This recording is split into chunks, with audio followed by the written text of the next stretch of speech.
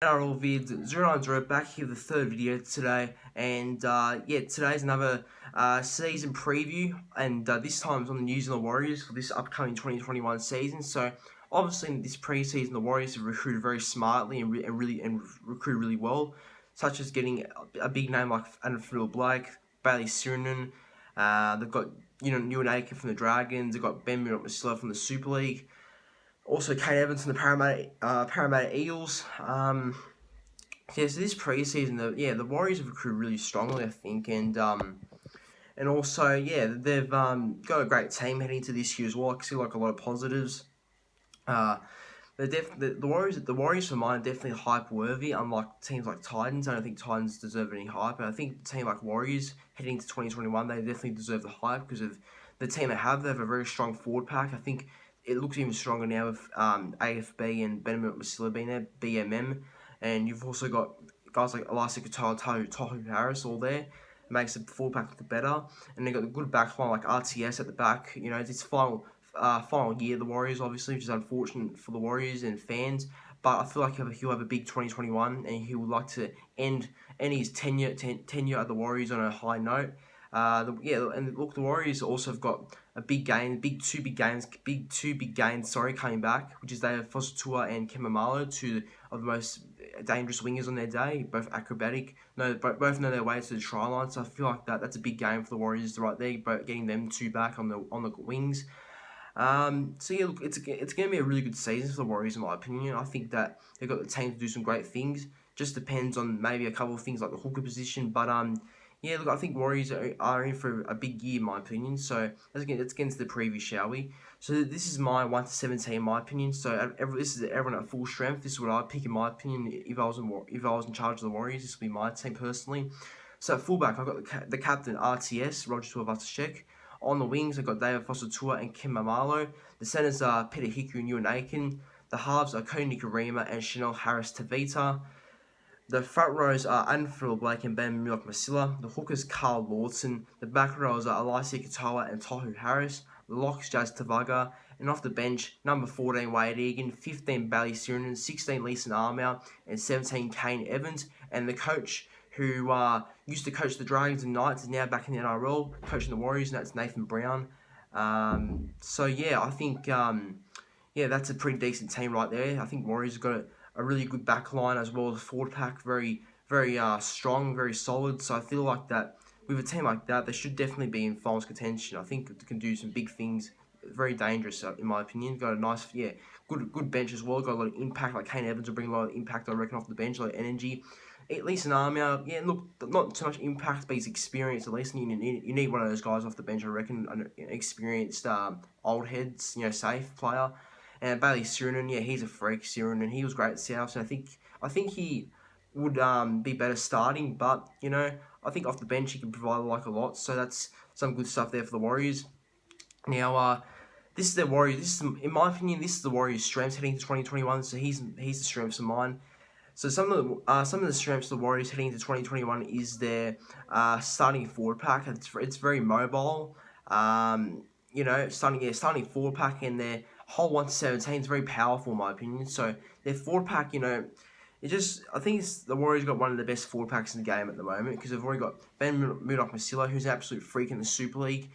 Now, not many people may not remember him at the West Tigers and Panthers, because he was there for a little bit, but he was mainly playing a reserve grade and it was a bit of an unknown. So look, I think ever since he left the NRL to go to Super League and to play with Warrington Wolves, he's really proven himself as one of the most strongest and most figured back rowers, front rowers, because that's where he can play back row, front row. He's a freak. Ben Masila, I don't want to mess with him, so he'll definitely bring a lot of fears and toughness to that Warriors pack. So is Fanua Blake. I mean, as a Manly fan myself, I'm pissed about the whole Fanua Blake situation, how he wants to leave.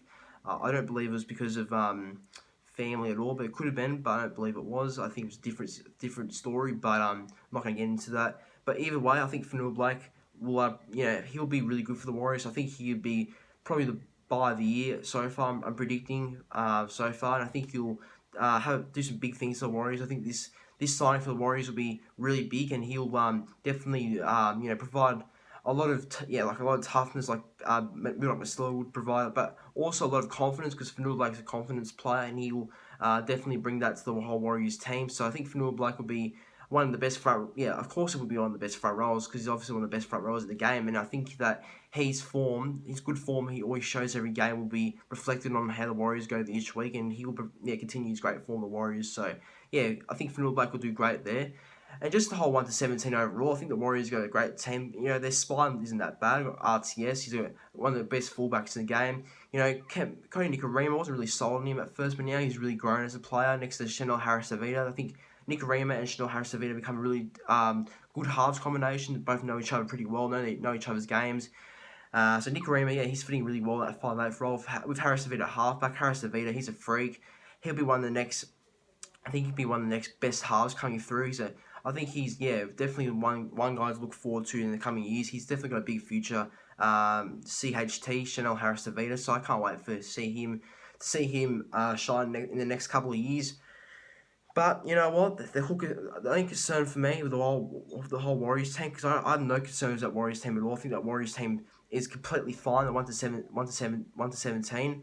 Just the hooker position is a little bit concerned. I think Carl Lawson, he's good. But look, he's still not a complete great hooker. So is Wade Egan. A lot of pressure on Wade Egan this year since Carl Lawson actually injured his Achilles. He'll be out for most of the year. So it's a big job for Wade Egan to step up and play well.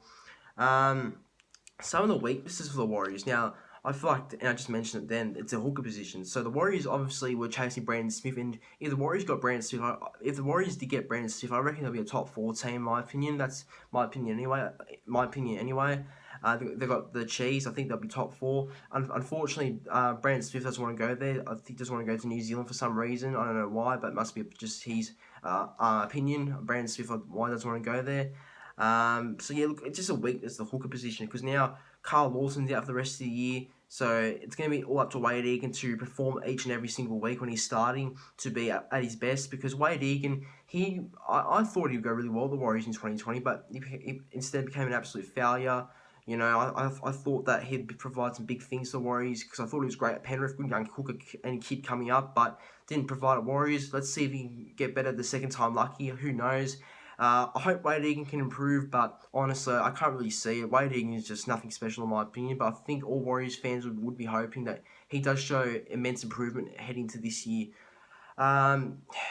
Their best signing for 2021. Now, it's a no-brainer, but the Warriors have had a couple of good signings, but this is their best one yet, and that's Adam Fanua Blake. Now, AFB, look, like I said before, I'm pretty upset he left Manly the way he left. I think it was a bit disgusting, but overall, it's a big game for the Warriors. I think AFB will definitely be really dominant for that Warriors forward pack. He'll lead the way. He's a very strong character who just punches through. He's not afraid to take a big run. He's not afraid for it. He's a very brave player who's always going to be strong and always will be there for you. He's a tough player. So I think Fanua Blake's going to do some big things to the Warriors. He'll be somebody that the Warriors fans will all love for a long time. I think he will because he signed there for 3 years, but he'll be there for like a long time, I reckon. I think he will definitely become one of the best Warriors players to play. I reckon that's the potential I think AFB has to be one of the best Warriors players to play in that jersey. So big year for Adam Fanua Blake coming up, I reckon.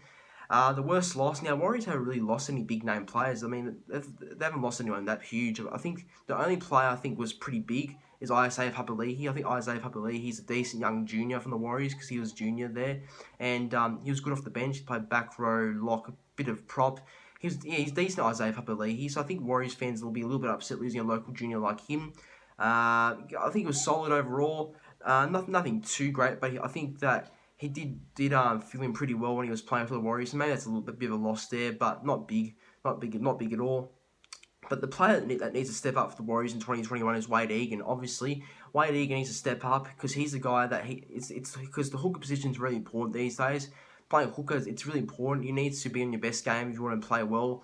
Because it's a really important position, and you basically lead the side like the halfback position. You lead the side. And Wade Egan needs to step up if he wants to keep his place in the team, and especially the Warriors want to keep him for a while, because Wade Egan has one more chance left, I reckon. I think 2020 was a failure, but everyone deserves a second chance, obviously, so Wade Egan will get that. And since Carl Lawton's not there anymore, it's going to be a little bit tough. A lot of pressure on Wade Egan, since he will be the only real hooker there, you know, trying to play and trying to steer the side every week because he's a hooker. I think he'll go not bad, but I just don't think he's anything special though, Wade Egan. But let's hope he has a good year. But my later prediction for the Warriors in 2021, I've got the Warriors finishing 8th. I reckon they're a top 8 team for sure. Their team just looks absolutely brilliant in my opinion. They've got a really good forward pack, got a great backline. I think Warriors could actually finish it. I think the Warriors have the potential to finish even higher, to be honest, because they've got a really good team. Just depends on the way Wade Egan will play a hooker, I think, and that's about it. I can't see any weaknesses in that Warriors team. Maybe Ko Nikorima, you know, maybe he just needs to kind of prove himself the second year because he had a good first year. Maybe he needs to back it up this year. I don't know. But Warriors overall, they've got a top 8 team. Surely Warriors make the top 8 with this team. I think Nathan Brown, he's an alright coach, but then again, he hasn't had a great couple of years, has he, coaching? But I think he'll go alright with the squad he has for sure. But guys, that's the end of the video. Hopefully you enjoyed. Please like, comment, subscribe to the channel, and I'll see you for the 4th and final video later on.